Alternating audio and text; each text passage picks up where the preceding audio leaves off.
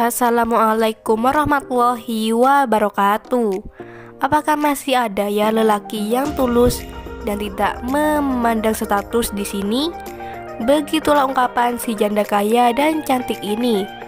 Untuk kalian yang ingin berkenalan, mari kita simak sedikit profilnya. Siapa tahu kalianlah salah satu jodoh yang cocok untuk janda cantik dan kaya ini. Namun sebelum melanjutkan video ini, alangkah baiknya untuk menekan tombol like dan menekan tombol subscribe.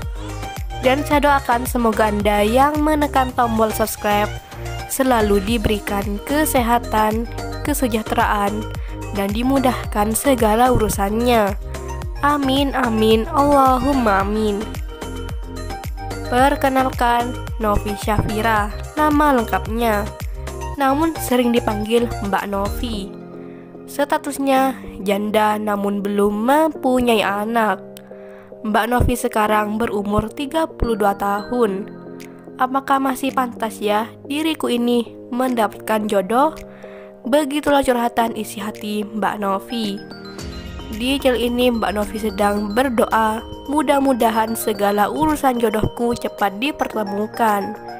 Jadi bagaimana untuk kalian yang melihat dan mendengarkan video ini? Apakah tertarik untuk berkenalan dan ta'aruf dengan Mbak Novi? Jika iya, silahkan tulis di kolom komentar dengan kata-kata yang sopan.